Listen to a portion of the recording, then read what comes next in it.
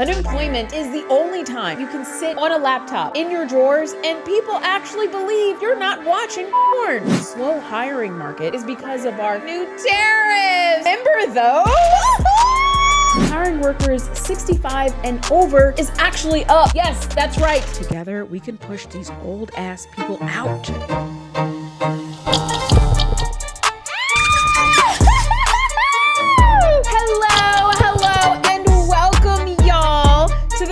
Report with Jeffrey live from my mama's house. In case you've been living under a rock, which, let's cut the ish, is cheaper than a one bedroom in like New York City or LA or Atlanta, Miami, the Rust Belt. Most of our country's biggest political and social decisions are literally at a standstill right now. Things like voting on food programs for starving Americans and increased spending on World War III. They are currently stalled because we're all getting ghosted by a southern soul-sucking vampire. And not in a good way. Ooh. In case you missed it, his team shared a totally not doctored photo of him. They shared it to prove that he is totally alive, which proves one of two things, folks. One, people over 80 suck at Photoshop, or two, I guess there is Wi-Fi in hell. Now, this also got me wondering, how ingrained are our political players and systems ingrained in our ability to sustain our lives, specifically with regards to jobs? So tonight, we're talking about how your ability to be gainfully employed is, despite what you might think, actually heavily impacted by things that are totally outside of your control. And baby girl, it's about to get a whole lot worse. Unemployment is the only time that you can sit on a laptop in your drawers and people actually believe you're not watching porn. But y'all, let's be honest. It's more like a Venn diagram circle.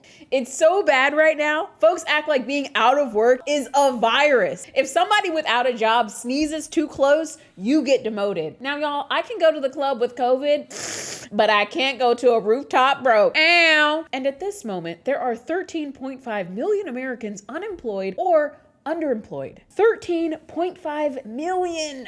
The only thing that has that many Americans united is FanDuel. FanDuel, a second mortgage really isn't that bad. Now, y'all, at this point, I'm just gonna start using LinkedIn like a dating app, okay? Drunk texting my resume like unsolicited nudes. Sliding into hiring managers' DMs like, you up? Tongue out emoji, wink a face emoji, eggplant emoji. Nah, too much. I just need dental coverage. Now, guys, for all Americans, the unemployment rate right now sits at about 4.3%, but it's more like 5% for Latin folks and a whopping 7.2% for Black people, which if you've ever seen season 1 of America, you know the writers of this show have always given Black and brown folks the role where they wander down a dark alley, never to be heard from again, which isn't even accurate, okay? Black people and Latinos would never be in a horror movie unless it's Friday the 13th. HR layoffs.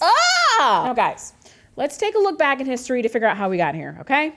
Joblessness for Black and brown people has always been a bit dicey. And y'all, the original job placement program for Black people in this country was forced. Ixnay on the lavery slay America. And it's been pretty dicey ever since that. For example, the US government was the biggest employer of Black folks, with Black Americans making up nearly 19% of the federal civilian workforce. 19. For the record, Black people only make up about 15% of the population, but we got the spread on working for the federal government. Looking back, being president of the United States of America was the only job that we didn't have. Now, Barack Obama, he was late. We need a couple more. And guys, historically, federal jobs became a cornerstone for building Black wealth, essentially creating the Black middle class. Now, federally, progressive hiring and strong union protections provided employment opportunities, even during the Jim Crow era. Now, y'all, today's TikTok hustler didn't have nothing on a 1960s federal worker, okay? That was the original He got a job with benefits, girl. Don't F it up. Wear the waist shaper. But if we fast forward to today, a lot of those same gains are being lost with cuts in agencies, like to the Department of Education or the Health and Human Services or HUD. It's like you let one ex-trillionaire narcissist with a Cybertruck and 12 baby mamas get a little power, and we're all screwed. Any white man that thinks it's okay to bring a chainsaw to work on camera, girl, that's a red flag. How you worth $1 billion and you got a poverty hairline?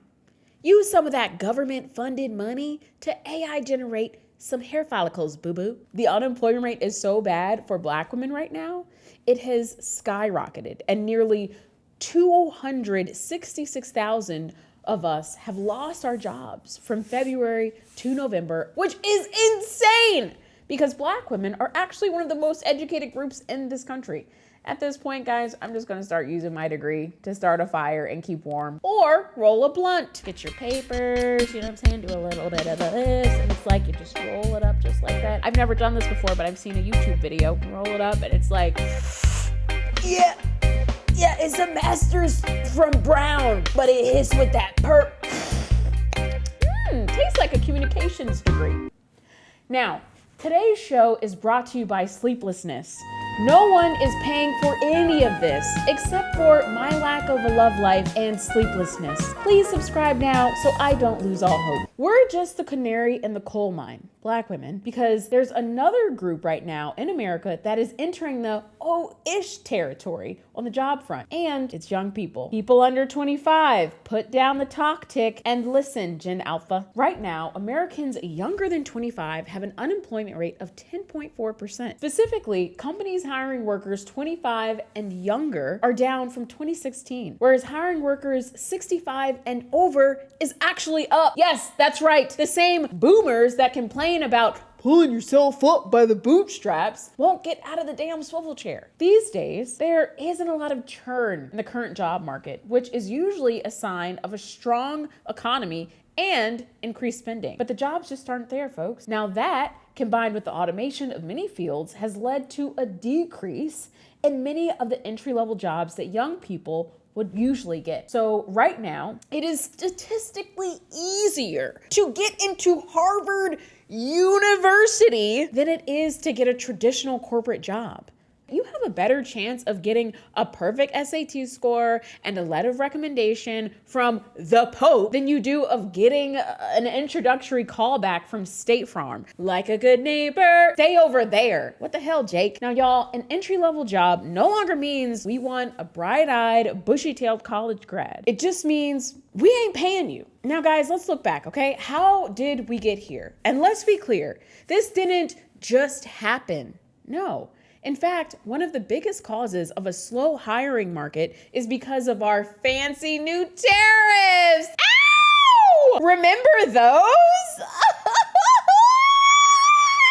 Jurassic Park. At least you're not getting eaten by a dinosaur. Now, remember tariffs? I know that most of us have been consumed with death salads, $9 gas, World War III, or whatever avoidable crisis is happening to our country right now. But the job market didn't forget about them tariffs. Last year was one of the weakest years for job growth since the pandemic. And you want to know why? It's because corporations are nervous. They are sweating over economic stability. And despite a demand for skilled workers in multiple industries, employers have scaled back because of uncertainty and cutting jobs and delaying investments that could have helped create additional employment has slowed. Think about that. Billion-dollar corporations are allowed to ghost the entire American economy because they have a vague case of anxiety? Y'all, that must be nice. If I tell American Express that I can't pay this month because of financial insecurity, they will garnish my wages, take my dog, and break my kneecaps. But a Fortune 500 company does it and they get a tax break. Guys, sooner or later,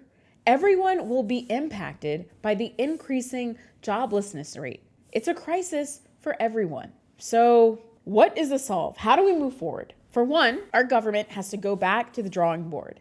starting with investing in large-scale infrastructure and small businesses to create immediate jobs. Y'all, if the market and the job environment itself isn't stable, hiring will never see a positive effect. The other thing we need to do, to all my boomers, friends, 60 and over, just close your eyes for just a second, pause the podcast, pause the YouTube video. This is for the younger people. This is for my Gen Alphas. My Gen Alphas, my millennials, my other generation between us and Gen Alpha. I'm not forgetting about you, but I just can't remember you right now. This is for y'all. Together, we can push these old ass people out. We gotta pry middle management positions from their cold, arthritic hands. All right, boomers, you can uncover your ears, turn back into the podcast. We're back in. Together, we can do it. Together, we can.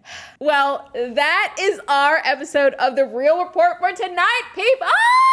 If you want to learn more about the nefarious things our government is currently doing to us, including completely eroding any sense of the Fourth Amendment and violating all of our privacy rights, check out this video right here. And The Real Report will be right back next week at Sunday at 8 p.m. Eastern for a brand new episode. Good night! Or afternoon, depending on what time you're watching this, or doom scrolling on TikTok. I don't know your life, but thanks for watching. I'll see you next week. Okay, love you.